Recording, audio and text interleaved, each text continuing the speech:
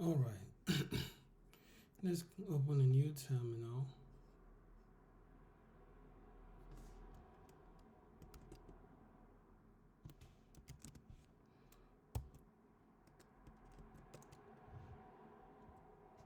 All right.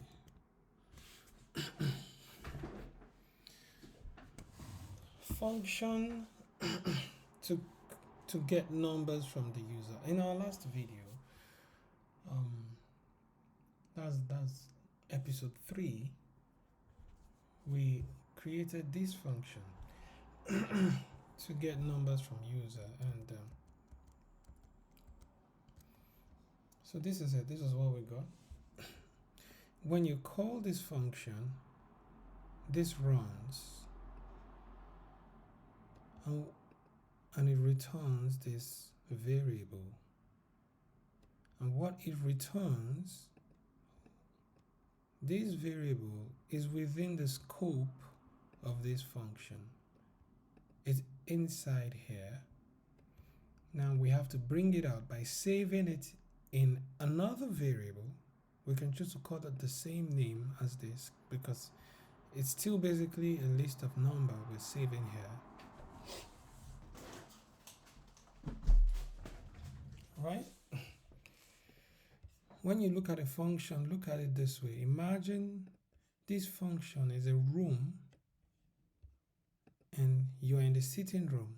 In order to call someone in the room, you mention the name of the room, which is the name of the function, and all of a sudden all the codes in the room run, and when it is done, you save it using the assign operator into a new variable.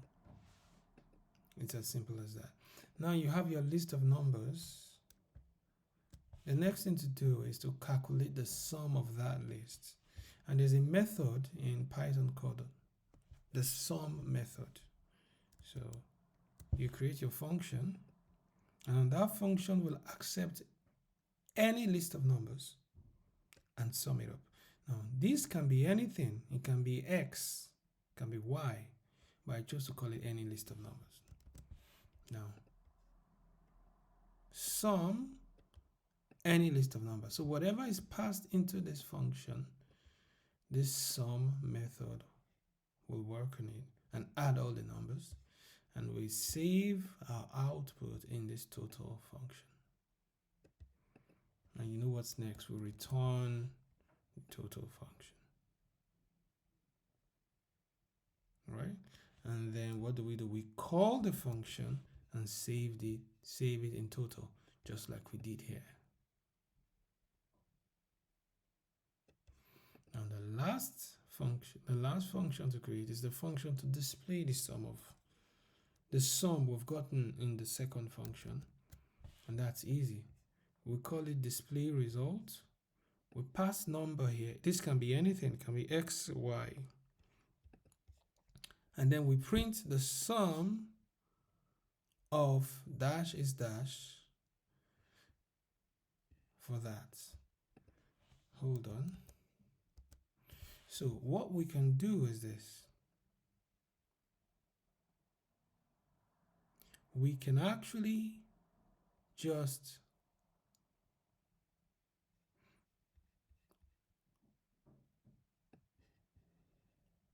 write number here, because that code makes it look like, oh, we're doing something.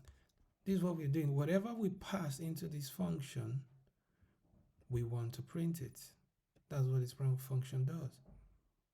So when we run this display total function, when we call it, it will pass our total. What is our total? It is what we calculated here into this function, and it will print it out.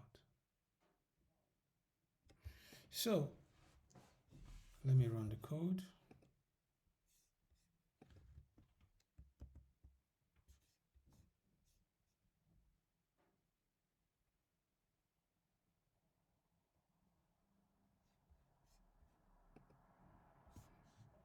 Four, 5, 6. As you can see, it gives us 15. Now, what we had here is called string formatting. If I run the code again, 456, oh, that's not it. Come here, type 456. Our answer has a better presentation. The sum of 456 is 15. It's better than just writing 15, which is what this string formatting is about. The sum of space, curly bracket, a space, and then you put a dot format method. Whatever you want to put in this first space, you write it first. Whatever you want to put in this second space, you write it second, and then they will just fix themselves in. Now, I want to explain the way the code flows. When you run this code, the first thing that happens is this: get numbers. Now, this is a call. It's like you're summoning something. What are you summoning? You're summoning this function to run. It runs, everything runs from top to bottom, and the variable gets saved here, and it is kept. Right, list of number is kept. Now,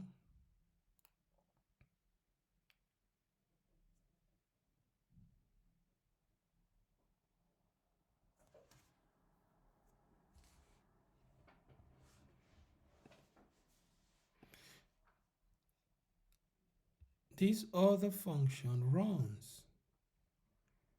So unlike English language, where when you're reading, everything just goes from top to bottom, in programming, the functions run.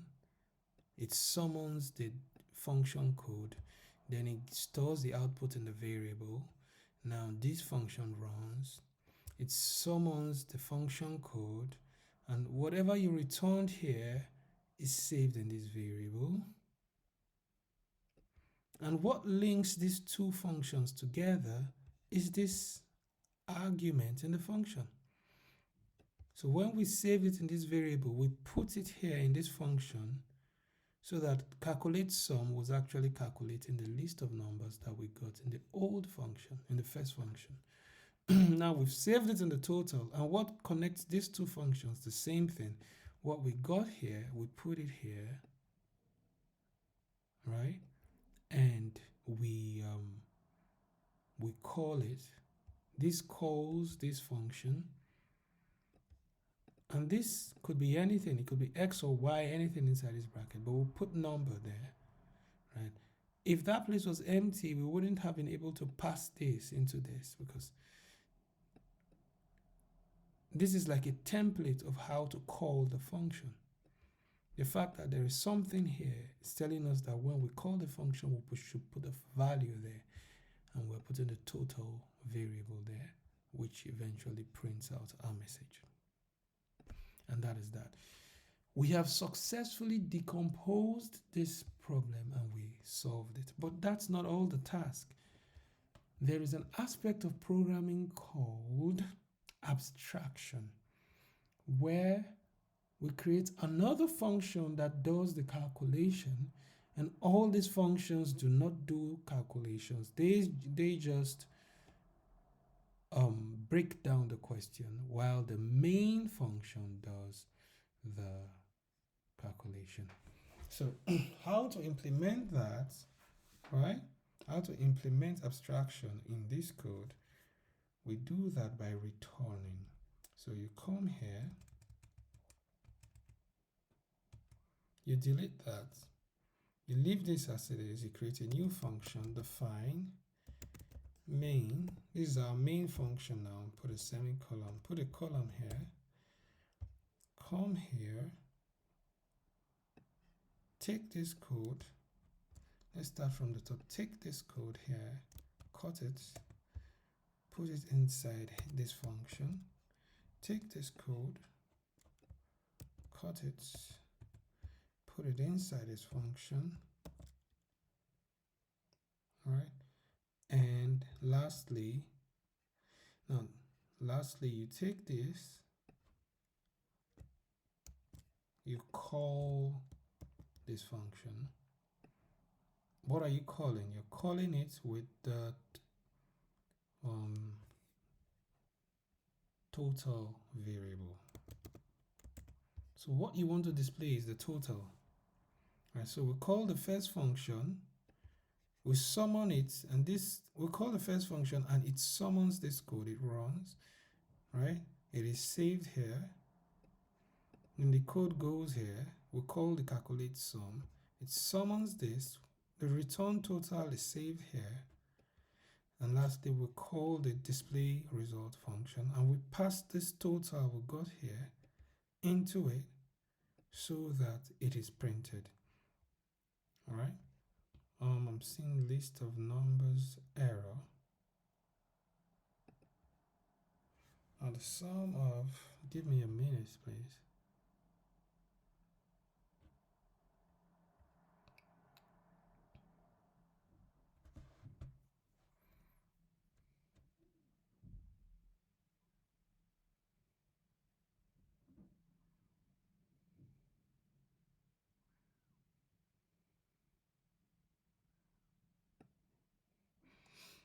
So because we've taken list of numbers down here, it is not available to the function above it. So what we can do is the sum of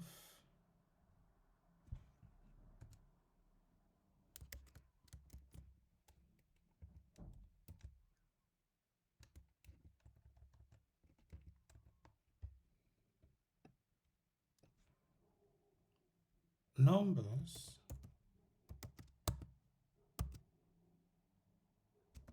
in our list is that. Now that number is this number, and this number is this total. As you can see, this is calling the function. So whatever we pass here replaces this.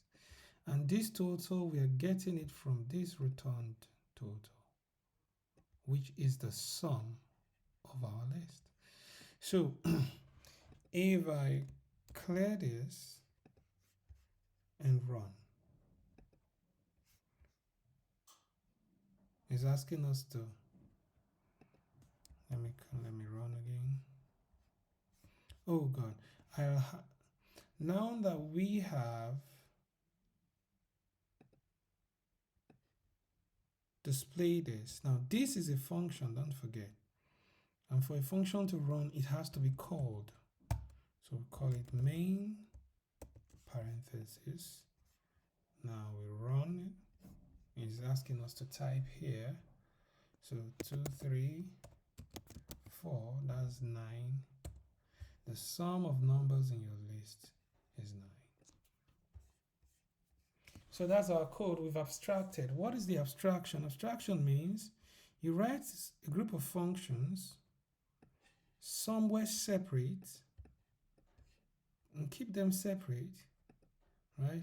These are the three functions. But you then create a separate function that combines all these functions together. So you don't call the function where you created it up here. You call it separately in another function. If this was a big project, this function will have its own file. And all these other functions will have their own file. So abstraction helps you separate concerns, right? As you can see, we already solved this question without abstraction before, but now with abstraction, our files are more organized because the concerns have been separated, which is what abstraction is all about.